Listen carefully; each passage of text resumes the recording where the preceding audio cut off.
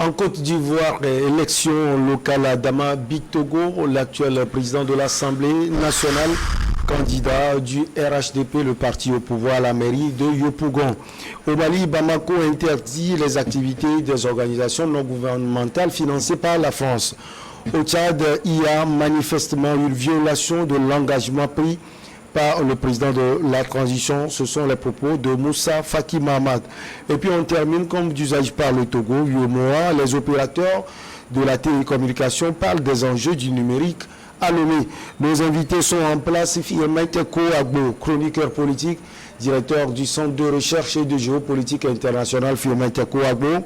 Sami Urosama, lui le juriste de formation, défenseur des droits de l'homme. Et puis Komi Valentin Mayaba, journaliste, directeur de publication de Le Symposium, président de AJO7, association des journalistes et citoyens engagés pour la lutte contre l'extrémisme violent et le terrorisme. Chers invités, bonjour. On commence par le doyen. Vous allez bien, Komi Valentin Mayaba? Oui, Michel, je vais bien. Je salue aussi les confrères sur le plateau et tous ceux qui nous suivent à travers le monde. Et spécialement dire vraiment mes félicitations à Niveau TV par rapport à la retransmission du match, de la Coupe du Monde à travers la sous-région subsaharienne. Je crois que c'est un travail titan que la Niveau a abattu. Aujourd'hui, grâce à cet effort-là, le Togo a hissé au rang des grandes nations.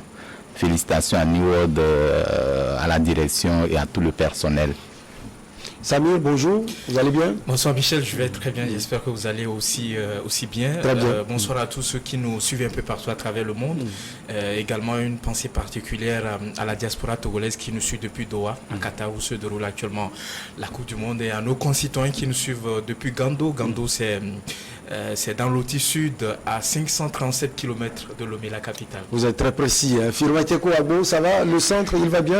Oui, bonjour Michel Takba, merci de m'avoir invité. Le centre va bien, nous sommes toujours en pleine campagne. Quand je dis campagne, c'est par rapport au projet Citoyenneté Paix que nous avons lancé début novembre pour sensibiliser les élèves, les populations sur les valeurs citoyennes et la paix. Oui, chaque semaine, depuis déjà 2 semaines, nous faisons partager sur les réseaux sociaux Facebook, groupe WhatsApp, des affiches numériques qui parlent du droit du citoyen, qui parlent de la paix, qui parlent du devoir. Cette semaine, nous avons fait circuler 2 affiches qui parlent d'abord d'un article de la Constitution togolaise qui appelle les citoyens à respecter la Constitution, les lois et les règlements. Et il y a aussi une autre affiche qui parle également d'un droit constitutionnel du citoyen. Tout être humain a droit au développement intellectuel et physique et autres. Donc, dans le cadre de cette sensibilisation, le dimanche dernier, nous étions aussi à Vougan pour sensibiliser encore les populations sur une radio de la localité. Donc, notre ambition, c'est d'intensifier ces actions parce que nous sommes dans un temps un peu difficile. Donc, il faut amener les populations à comprendre les valeurs citoyennes et à les intégrer pour qu'il y ait la paix dans notre pays. La paix, nous en avons besoin. La paix, c'est de l'or que beaucoup recherchent aujourd'hui, mais qui ne trouvent pas. Donc, l'autre chose que je voulais aussi ajouter avant que vous ne repreniez la parole, c'est de féliciter New World qui est devenue cette chaîne emblématique là qui est grâce à qui le Togo rayonne de par le monde. Grâce à New World, il y a des pays de l'Afrique francophone subsaharienne qui regardent la Coupe du Monde. Sans New World, cela leur aurait été vraiment difficile. Aujourd'hui, nous en sommes fiers et nous disons bravo à vous, Michel Takba, bravo à toute l'équipe de New World, bravo à la direction qui est en train de nous honorer à travers cette action de retransmission de la Coupe du Monde de football. En Côte d'Ivoire, alors que la révision de la liste électorale vient de commencer, le parti au pouvoir, le RHDP, annonce ses premiers candidats aux élections locales de l'an prochain. C'est Adama Bictogo qui va se lancer dans la course pour la mairie de Yopougon, la plus grande commune du pays. L'actuel président de l'Assemblée nationale est une figure du RHDP, mais ces derniers mois, son influence au sein du parti présidentiel a diminué. Alors Samir Urosama, c'est sans doute une occasion pour Adama Bictogo de se refaire un véritable nom au sein du parti présidentiel. Exactement, même au-delà de son parti politique, je pense que M. Adama Bictogo joue sa survie politique. Vous savez, le choix de sa candidature n'a pas été n'a pas été vraiment unanime au sein du parti politique. Il y a ceux qui n'étaient pas d'accord pour sa désignation, puisque l'actuel maire de la commune de Yopougon avait souhaité que son vice puisse être candidat, parce que l'actuel maire a été battu véritablement aux élections législatives dernières. Je pense que non seulement il joue sa survie politique et cette élection va permettre à ce monsieur-là de pouvoir asseoir son unanimité au sein du parti politique et redorer son image. Mais au-delà de ça, vous savez, le principal enjeu, c'est les élections présidentielles de 2025. Donc, il va devoir batailler dur pour être parmi ceux qui peuvent éventuellement relayer le président Ouattara. Donc, je pense que le choix de M. Bictogo, non seulement est un choix stratégique, comme lui-même il l'a dit, mais ensuite c'est un test, parce que ça permettra à Ouattara de voir s'il faut le laisser de côté ou il faudrait compter sur lui pour les prochaines échéances électorales. Oui, le président Ouattara l'avait déjà essayé avec le défunt, il faut le dire, Premier ministre Ahmed Bakayoko, au niveau, cette fois-ci, de la commune d'Abobo. Même question à vous, ça va être un test pour l'actuel président de l'Assemblée nationale de Côte d'Ivoire.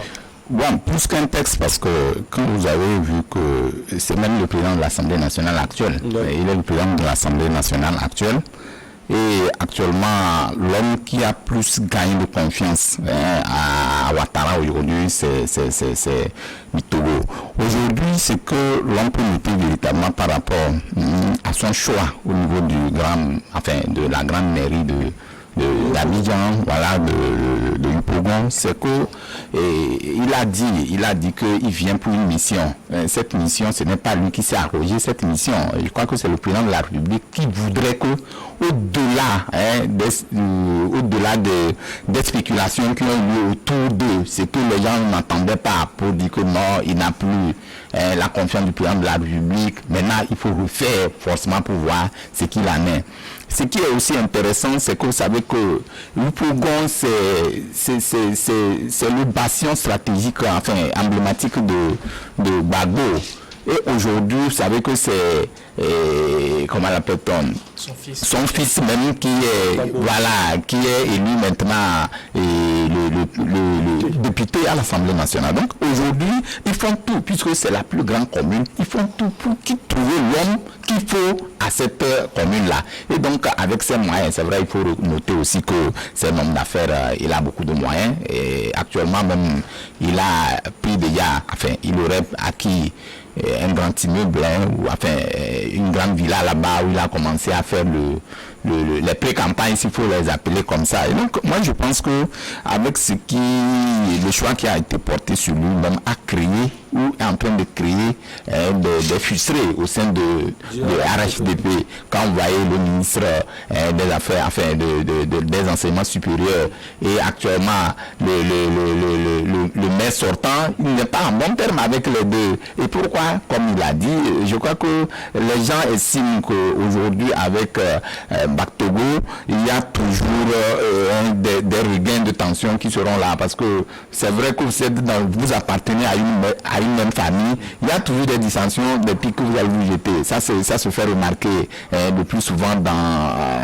les partis politiques partout, en Afrique, vous allez les voir. Vous allez dire que dans un même parti politique, j'allais dire, là, on voit que les gens ne veulent pas. Mais les partis qui savent régler les problèmes au niveau endogène, les gèrent sans qu'il y ait des fuites comme on le sent par ailleurs. Donc ici, je pense que avec cette formule qu'ils ont choisie en le nommant ou en le choisissant comme futur candidat à la mairie de Yopougon, ça va véritablement jouer et impacter sur la vie politique même du RHDP. Parce que, souvenez-vous, après comment l'appelle-t-on, les hommes sur lesquels Ouattara compte pour que le RHDP puisse aller de l'avant. Voilà, c'est Ahmed,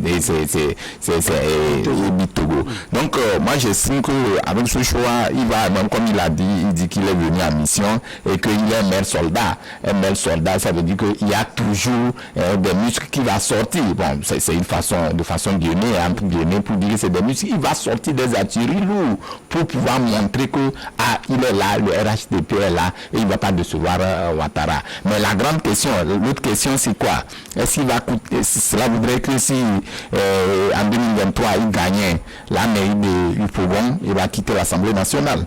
Ça, c'est normal. Parce que aujourd'hui, j'ai compris une politique des Ivoiriens qui m'a plu.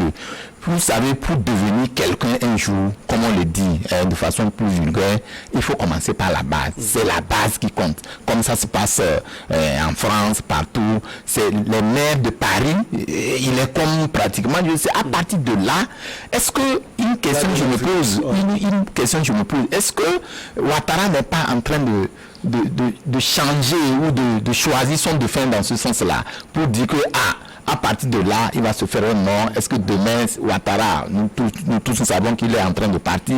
Nous l'avons critiqué en temps ici qu'il n'a pas préparé son poulain, même qu'il a préparé après, il dit non, il n'y a plus personne. Est-ce que ce n'est pas dans ce sens-là qu'il est en train d'agir? C'est le ainsi. Mais ici, il faut relever ce défi-là. Il faut qu'il aille loin pour qu'au soir des communaux, enfin des législatives, des élections locales, qu'il soit vainqueur à la mairie de Yopougon et que les gens vont apprécier. Alors, il y a beaucoup de noms. Il y a Cissé Bakongo, Adama Bictogo, Kandia Kamara, Patrick Jérôme Achille, l'actuel Premier ministre. Il y a des noms. Il a souligné quelque chose. Est-ce que le président Ouattara est en train de jouer ses pions? Ouattara, c'est un fin stratège. Ouattara, c'est un fin politicien. C'est aussi un petit rancunier. C'est un petit rancunier. Il a vu, bien sûr, tout ce que Adama Bictogo a fait en 2020 lors de la présidentielle. Et il y a quelque chose aussi qui se passe dans ce parti-là, au sein du RHDP, ce qui fait diminuer l'influence de Adama Bictogo.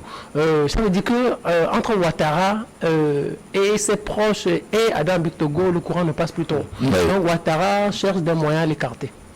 Ouattara cherche des moyens à écarter Adama Bictogo. Il ne veut plus de lui. Mais il veut toujours trouver des stratégies, des subterfuges pour l'écarter aussi loin. Mais pour lui donner aussi un travail un peu difficile. Donc quand il aura un travail difficile, il ne va pas penser à la présidentielle. Parce que quand vous êtes avec des chefs d'État comme Alassane Ouattara, c'est quelqu'un qui lit dans votre esprit.